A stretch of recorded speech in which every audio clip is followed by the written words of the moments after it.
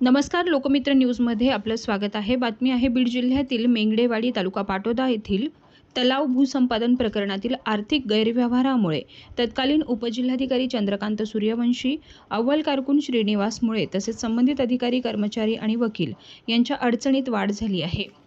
बनावट कागदपत्रे, खोटे अहवाल आणि बनावट सही शिक्क्यांच्या आधारे शासनाची दिशाभूल करून 1,46,35,777 इतक्या रकमेचा अपहार करण्यात आला असून संबंधितांवर फौजदारी गुन्हे दाखल करण्याची मागणी सामाजिक कार्यकर्ते तथा मुख्य प्रचार प्रमुख, बीड जिल्हा माहिती अधिकार कार्यकर्ता, महासंघ महाराष्ट्र राज्य डॉ. गणेश ढवळे लिंबा गणेशकर यांनी केली आहे.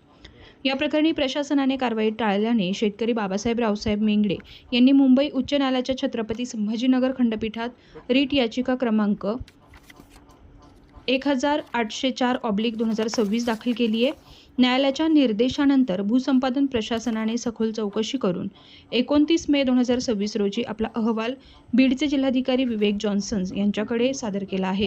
त्यामुळे संबंधित अधिकाऱ्यांवर कारवाईची शक्यता निर्माण झाली असून महसूल विभागात खळबळ उडाली आहे.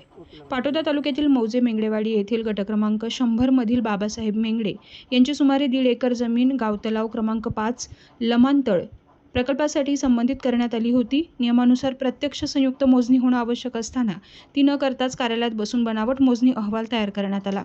त्यानंतर खोट्या सही शिक्क्यांच्या आधारे अंतिम निवाडा करून शासनाची 1.46 कोटींहून अधिक रक्कम परस्पर हडप करण्यात आली. बीड जिल्ह्यामध्ये लघुपाट बंधारे विभाग अंतर्गत तत्कालीन उपजिल्हाधिकारी चंद्रकांत सूर्यवंशी, त्याबरोबर अव्वल कारकून श्रीनिवास मुळे आणि वकील यांनी संगनमताने बीड जिल्ह्यातले बऱ्याच भूसंपादन तलावामध्ये घोटाळा केलेला आहे. आज आपण पाटोदा तालुक्यातील मेंगडेवाडी या गावाने जर पाहिलं तर बाबासाहेब मेंगडे हे शेतकरी जे आहेत त्यांच्या शेतकऱ्यांमध्ये परस्पर तलाव खोदण्यात आला आणि 1.5 कोटी रुपयाचा तब्बल मावेजा उचलण्यात आला.